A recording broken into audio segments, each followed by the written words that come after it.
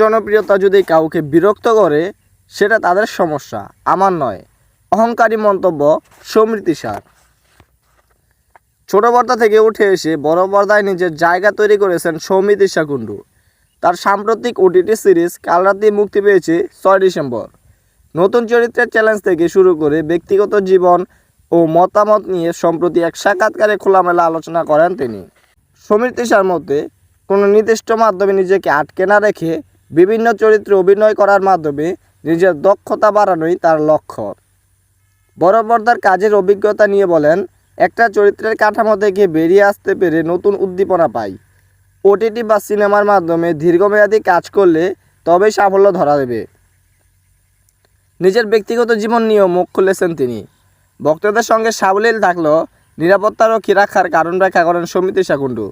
আমাদের সুরক্ষার দিকটি নজরে না রাখলে কোনো বিপদ ঘটলে মানুষ আমাদেরই দোষ দেবে, তাই বাউন্সার রাখা জরুরি।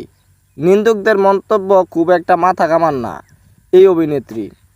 তার কথায়, আমার জনপ্রিয়তা যদি কাউকে বিরক্ত করে সেটা তার সমস্যা, আমার নয়।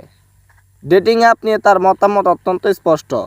তিনি মনে করেন, প্রেম এমন একটা বিষয় যা কোনো অ্যাপের মাধ্যমে সম্ভব নয়।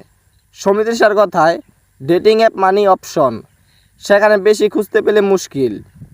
সম্পর্কে এড়িয়ে চললে আমি সময় নষ্ট করি না।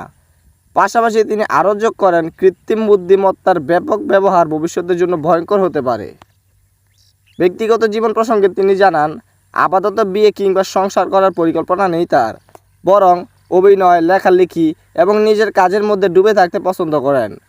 তার মতে, সমাজ মাধ্যমের মাধ্যমে প্রাসঙ্গিকতা তুলে ধরা সম্ভব নয়, সত্যিকারের কাজই আলোচনায় ধরে রাখতে পারে। ব্যক্তিগত জীবন কিছুটা আড়ালেই রাখা উচিত, বলেন সমৃদ্ধিসা। তো বন্ধুরা, সমৃদ্ধিসার মতামতের সাথে আপনাদের কি মতামত অবশ্যই সেটা কমেন্টে জানাবেন। আর এরকম নতুন ভিডিও সবসময় পেতে অবশ্যই চ্যানেলটি সাবস্ক্রাইব করে রাখেন। ধন্যবাদ সবাইকে।